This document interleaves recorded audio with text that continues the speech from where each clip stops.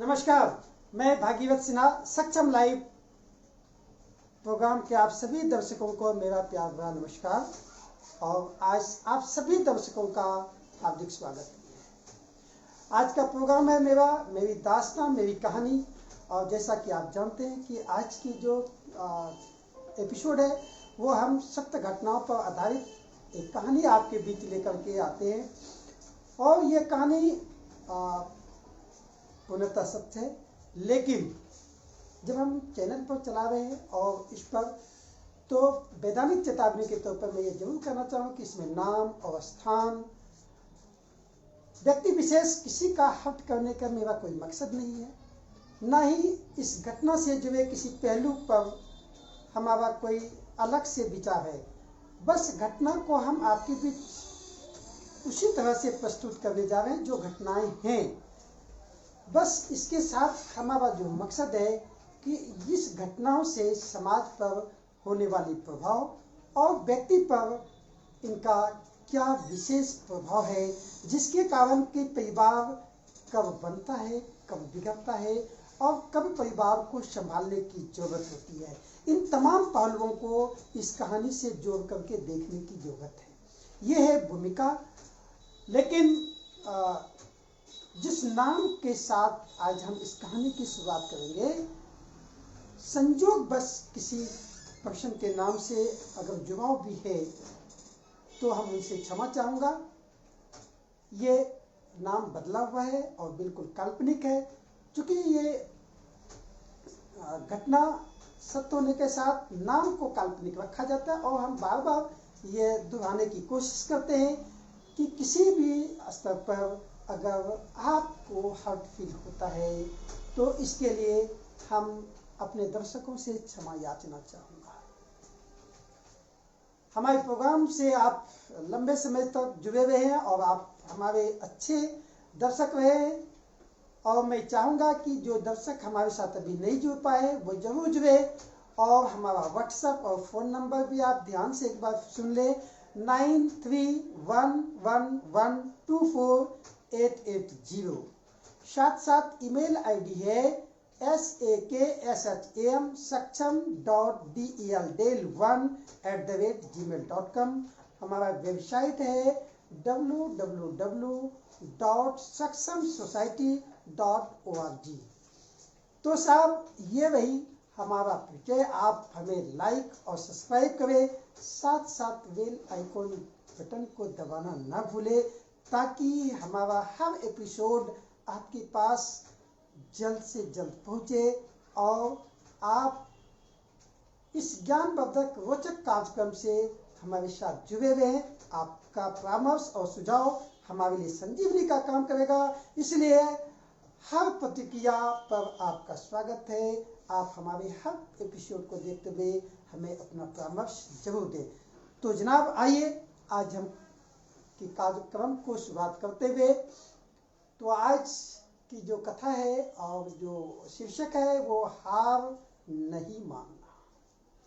जीवन यूं ही जीने का नाम है, लेकिन जीवन के कुछ पड़ाव में कुछ घटनाएं, कुछ विडंबनाएं, कुछ समस्याएं या फिर इत्तेफाक या संजोग कह सकते हैं जो हमारे लाइफ स्टाइल को बदल देता है, या हम यूं कहें कि हमारे लाइफ को जीने के बजाय मौत के कगार पर खड़ा कर देता है। तब हम सोच नहीं पाते हमें क्या करना चाहिए, और यहीं से शुरू होती है इस कहानी का शुरुआत कि जीवन के उस पड़ाव पर पहुंच गए हमें क्या करना चाहिए। किन कर्तव्य विमूढ़ जब हो जाते हैं हमारे सामने, एक ही रास्ता जो होता है वो जीवन लीला को समाप्त करने का। तो मेरा अपील है इस तरह से कि आप ऐसे किसी भी समस्याओं से अगर आप पीड़ित हैं, ग्रसित हैं, तो आप दुनिया के सामने घटनाओं को लाने का प्रयास कीजिए, दुनिया को बताइए, ताकि आपको जीने की नई राह मिल सके, न कि आत्महत्या जैसी जघन्य अपराध करके आप अपने जीवन लीला को ही नहीं बल्कि आप अपने ऊपर एक अपराध का तगमा लगाने से और इस लांछन से बच सकते हैं। और जीवन को औरों के लिए आप आदर्श प्रस्तुत कर सकते हैं।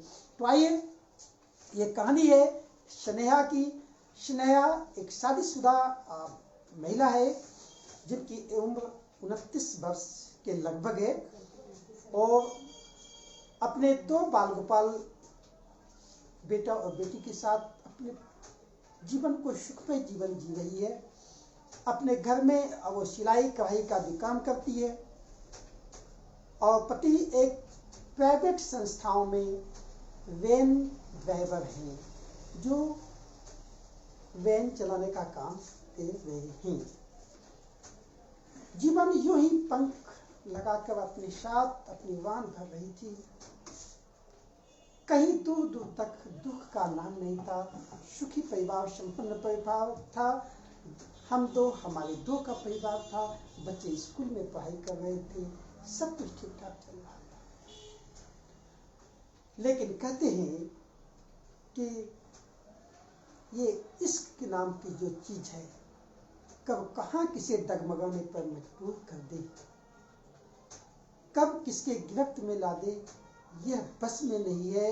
और अगर बस में है तो होशियार और समझदार होना भी जरूरी है।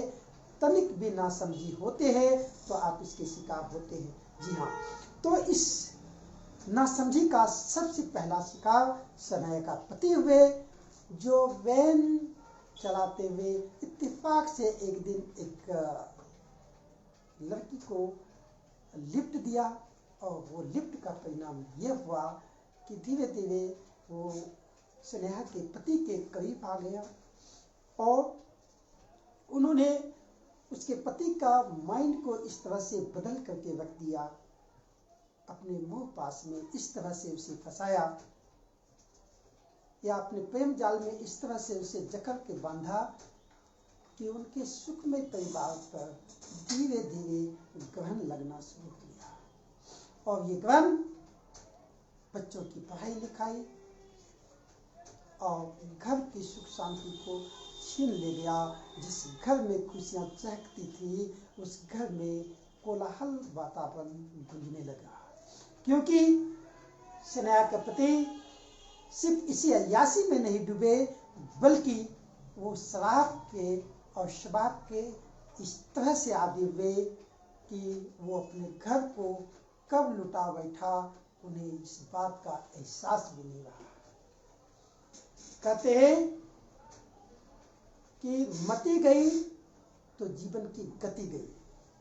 यही हाल भी उनके साथ कि उनके पति का मति मारी गई और जीवन की गति तहस नहस हुआ यूं कि एक रात शराब के नशे में स्नेहा का पति अपने घर लौट के आता है और आते ही अपने दोनों बच्चों के साथ बेरहमी से मारपीट करता है। और उस बीच बचाव करने के लिए जब स्नेहा जाती है तो उसके साथ भी मार पिटाई होती है और उसे घर से भगा दिया जाता है दोनों बच्चों के साथ। और वो किसी भी सूरत पर उस रात इन तीनों के गिड़गिड़ाहट को नहीं सुनता है। अंदर से गेट बंद कर लिया और तीनों को घर से धक्का मार के भगा दिया। हुआ यूं कि स्नेहा अपने बच्चों के साथ अपने मैके आ गई और उधर इसके दिमाग में ये बात समझ नहीं आया कि भाई चलो झगड़ा हुआ तो 2-3 दिन में ठीक हो जाएंगे, फिर अपने घर चले जाएंगे। लेकिन ये अपने जैसे ही अपने मैके आई अपने बच्चों के साथ, इनके पति ने उस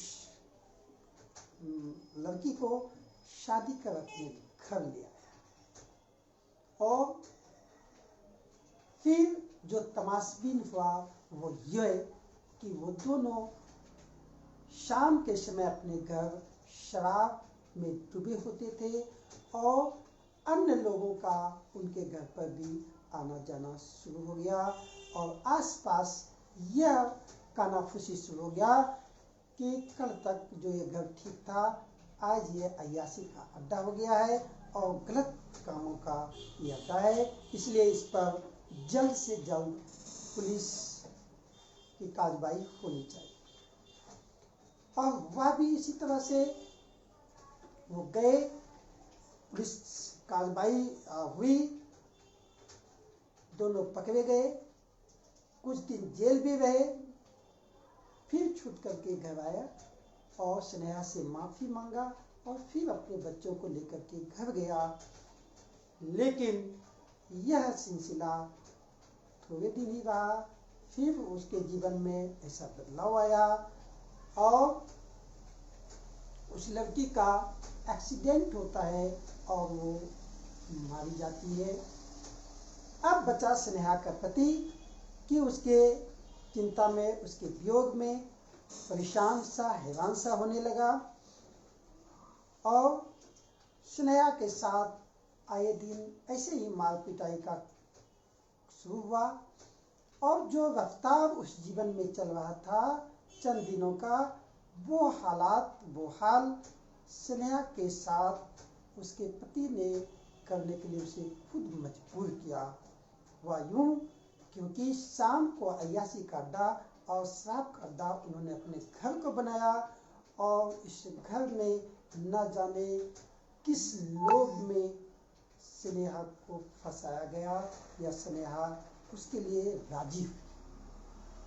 एक रिटायरमेंट ऑफिसर उसके घर पर आना जाना था और उन्होंने उसके घर की पूरी जिम्मेदारी को अपने हाथ में कंट्रोल में ले लिया और अब वो जो स्नेहा का पति था वो एक मूक दर्शक रहा, जिसके बोलने का या शरीर का कोई एक्टिविटी नहीं, ना काम से लेना देना, ना कहीं जाना, ना आना। वो एक निकम्मा और निठल्ला की तरह रहने लगा।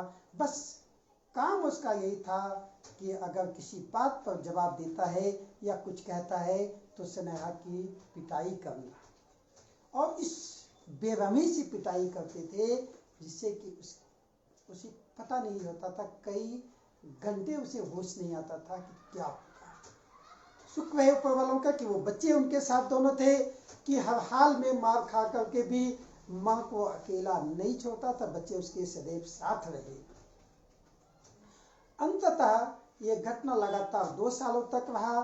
2 साल में स्नेहा का पति इस तरह से नशे के आदी हुए कि उसे कुछ नहीं पता, घर क्या है, परिवार क्या है और बच्चे क्या है।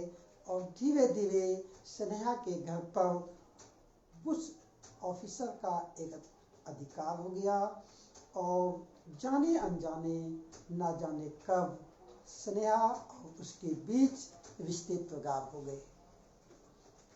कल तक जो बच्चा अपने पापा को पापा कहते थे, अब उसे पापा नहीं कसाई नजर आने लगा और जो कल तक एक मेहमान था उसके घर पर आते था, वो उसके पापा बन गए।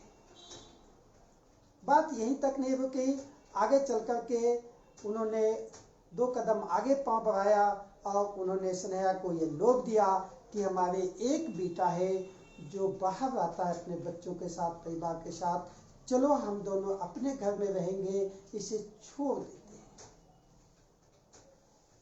और इसको सुधरने का एक ही रास्ता है कि बच्चे भी इसके हवाले कर दो। उसके बातों में आकर के स्नेहा ने ऐसा जरूर किया और वो ऑफिसर के घर चली गई रहने के लिए। रहने के साथ साथ मुझे ये एहसास हुआ, ये सिलसिला फिर आगे 2 साल तक चलता है और बीच में जब कभी भी उसे वक्त लगता है तो इस स्नेहा के पति को भी वो अपने साथ अपने घर पर ले जाता है और उन दोनों का जो असल मकसद था वो यह था कि स्नेहा के मायका में कोई और लोग नहीं था और ये पैसे से भरे पूरे परिवार थी।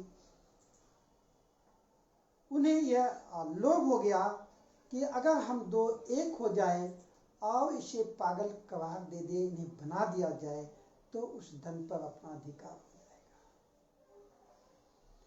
और जहाँ एक की पिटाई होती थी, अब वो दोनों मिलकर के स्नेहा को ना सोने ने ना चैन से रहने दे। 2 ही बात होता था कि दिन भर कामों में उलझा कर रखते थे और रात भर उसे कई रात तक सोने ही नहीं देते थे परिणाम अंततः यह हो गया कि उन्हें लगने लगा कि उसे तौबा आने लगा, या एक तरह से कह सकते हैं कि पागलपन की शिकार हुई। और उन दोनों ने इस चालाकी के साथ मिलकर के किसी डॉक्टर से मिलकर के उसे पागलपन का दवाई भी खिलाना शुरू किया, या यूं कर सकते हैं कि अच्छे स्वस्थ इंसान को भी किसी चीज का शिकार बना दिया जाए तो वह कहीं ना कहीं मजबूरन किसी चीज का आदी जरूर हो जाता है, जो स्नेह का साथ हुआ। और अंततः उसे कुछ नहीं पता, 2 साल पहले जिस हालात में उसके पति का जीवन था, आज स्नेहा की भी जीवन उसी हालात में पहुंच चुकी। उन्हें कुछ नहीं पता, न अपने खाने पीने का, न रहने का, न बच्चों का भी ठिकाना। और यही ठंड की एक रात थे, जनवरी के 12 जनवरी को स्नेहा को वो जो ऑफिसर था उन्होंने भी अपने घर से धक्का मारकर बाहर खदेड़ दिया। अब जिंदगी चौराहे पर, ना घर का ना घाट का, धोबी का कुत्ता, जैसे बोलते हैं धोबी का कुत्ता, ना घर का ना घाट का। और ये भटकती जिंदगी न जाने कहां कहां तक भटकते रही, और ये भटकाव उसे 6 महीना तक अपने जीवन से दूर, कहीं दूर ले जाकर एक लवारिस जीवन जीने को मजबूर किया। ये बात स्नेहा के को एक दिन पता चलता है कि वो जब पुरानी दिल्ली की तरफ जाती है और वहां पर अपनी बहन को बदहवास सड़क पर दौड़ती हुई और अब नग्न अवस्था में देखकर ये कुछ पल के लिए अचेत हो जाती है कि आखिर हुआ क्या, ये बहन है भी या मैं कोई सपना देख रही।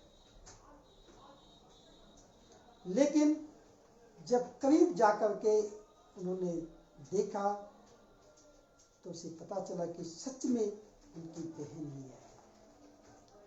उन्होंने बड़ी मशक्कत कर उन्होंने अपने घर लाई उन्हें, और घर लाकर देखभाल किया, डॉक्टरों को दिखाया, और उसके 15-20 दिन बाद तमाम चीज़ों पर जब एक मनोवैज्ञानिक के द्वारा बातचीत की गई, उसे काउंसलिंग कराया गया, तब ये पिछले 4 साल की घटनाएं सामने आती है। जबकि मायका और ससुराल की दूरी केवल 2.5 से 3 किलोमीटर दूरी का था, लेकिन किस कारण से स्नेहा ने अपने मायका में इस बात को शेयर नहीं की, ये एक यक्ष प्रश्न है। क्यों इनके ससुराल वालों को पता नहीं चला किसी बात को लेकर के, या ससुराल के अन्य फैमिली मेंबर को, यह भी एक प्रश्न है। कई बार स्नेहा अपने मायके भी आई, लेकिन इन तमाम घटनाओं पर कहीं कभी कोई जिक्र नहीं हुआ। उनके बच्चे भी आए, लेकिन ये पता नहीं चला। लेकिन जब मनोवैज्ञानिक के साथ ये बातचीत हुई और उन्होंने काउंसलिंग किया, ये तमाम घटनाएं निकल कर सामने आई, और जिसमें कि ये भी सामने आया कि मायका के जो प्रॉपर्टी है, उस प्रॉपर्टी में भी उसे जो हिस्सा बनता है, उस हिस्से पर उन दोनों आदमी का निगाह है। यह देखकर उनकी बड़ी बहन विषन्न रह गई, चकित रह गई कि आखिर ऐसा क्या हुआ, हमारी बहन के साथ ऐसा क्यों हुआ। जिस कारण से कि ये तमाम घटनाएं उनके साथ ये हुई, और अंततः ये तमाम चीजें पता चला, और पता चलने के बाद फिर से उनकी इलाज शुरू हुई, और इलाज के 3 महीना बाद वो अपने आप में नॉर्मल हुई। और नॉर्मल होने के बाद एक रात की बात है कि वो पुनः अपने जहाँ ससुराल जहाँ उनके पति रहते थे वहाँ पहुँची और उन्होंने अपने साथ एक जलती हुई आग के अंगों भरा मसाल ले रखी थी और घर जाते अपने गेट तोड़ते ही अपने पति को ललकारा और उन्होंने उसे खदेड़ते हुए उस इंसान तक लेके गया जो वो ऑफिसर इनके साथ था और दोनों को इकट्ठा कर उन्होंने इसने अपने 4 साल की इन तमाम जुर्मों की जो हिसाब था अपने दोनों बच्चों को प्रत्यक्ष रखकर इस तरीके से उन्होंने हिसाब लिया कि देखने वाला का रूह कांप जाए। अब उन्होंने एक चुनौती भरी शब्दों में कहा कि हमने ये जिल्लत और ज़ैनब की जिंदगी को 4 साल जिया है, तब मैं उफ नहीं बोली थी। आज वो वक्त है कि जब तक ये पांव दोनों नहीं पकड़ेगा और जब तक मेरी मर्जी से नहीं चलेगा तब तक इन्हें छोड़ने वाला नहीं है। और वक्त के साथ उन्होंने इस बात को झुकने पर अपने पति और उन्हें भी मजबूर किया और उस इंसान पर, ऑफिसर पर तो इतना गहरा आघात पड़ा कि उसी रात उनकी हार्ट अटैक हुई और वो फिनिश हो गई। उसके बाद कुछ शर्तों के साथ उन्होंने अपने पति को समय दिया सुधरने और बदलने का और उस पर कड़ी निगरानी के साथ जिस तरह से एक उनकी इलाज मनोवैज्ञानिक करते थे, उन्हें काउंसलिंग करते थे, उसी माफिक उन्होंने अपने पति को समझाना और काउंसलिंग करना शुरू किया और इस शर्त पर कि ये अंगोरे उसी दिन बुझेगा जिस दिन 4 साल पुरानी शांतिपूर्ण जीवन इस घर में आएगा, अन्यथा ये आग के अंगोरे जलते ही रहेगा और कब जला दूंगी इस बात की भी कोई चिंता नहीं है।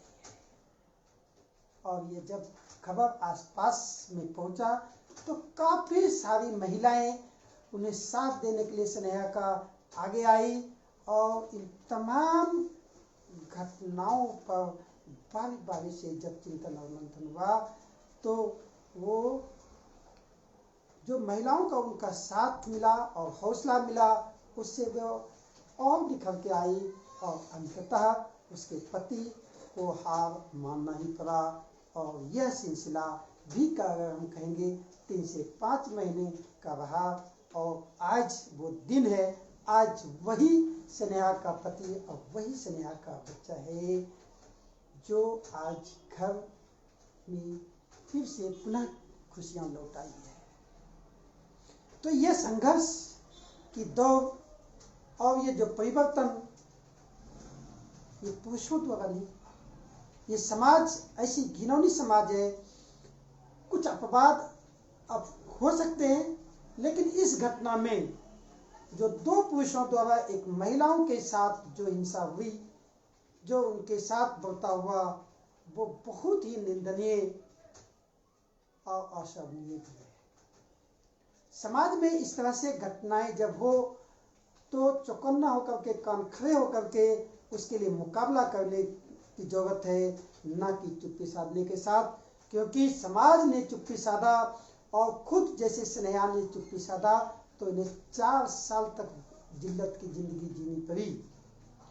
मैं आप सभी दर्शकों से भी अपील करता हूं कि आपके आसपास भी इर्द-गिर्द अगर इस तरह की कोई घटनाएं हैं या होती हैं तो आप चुप ना बैठें, आप भी अपने पड़ोस और समाज का आंख कान बने, क्योंकि सब काम पुलिस ही नहीं कर सकती है।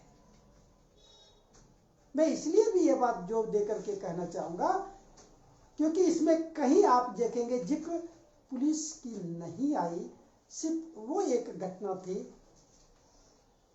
और जो लंबी प्रोसेस कानूनी प्रक्रिया हुआ वो नहीं गया, लेकिन समाज के एक पहलू ने, समाज की जागरूक जुझारू महिलाओं ने इस पर इनिशिएटिव लेकर के इन तमाम चीज़ों को रास्ते पर लाया और परिवार को बचाया और वो सुंदर बगिया को फिर से सजाया। तो ये थी स्नेहा का एक संघर्ष का दौर, और इस संघर्षों में उन्होंने अपने आप को कभी हार नहीं मानी और अंततः जीत उनकी दामन में रही। तो आपने ये सुना, आपके का जो भी सुझाव हो, परामर्श है, आप हमारे साथ जरूर शेयर करते रहेंगे। आपके पास भी कोई घटनाएं हो, कोई सच्ची घटनाएं, कहानी हो, तो भी आप हमें शेयर कर सकते हैं। हमने आपसे चर्चा किया है, हमने आपको बताया कि हमारा व्हाट्सएप नंबर और फ़ोन नंबर जो है वो एक बार फिर से नोट करें, जिससे कि आगे आप हमारे कार्यक्रम से जुड़े रहें और आप हमें परामर्श सुझाव देते रहें। हमारा फ़ोन नंबर है 9311124880। ईमेल आईडी है सक्षम saksham@del1@gmail.com। वेबसाइट है www.sakshamsociety.org। तो फिर हम मिलते हैं एक नई एपिसोड और एक नई चिंतन और ऐसे ही जुझारू संघर्ष में जीवन के घटनाओं के साथ। तब तक आप हमारे साथ जुड़े रहें और देखते रहें सक्षम लाइव प्रोग्राम। नमस्कार।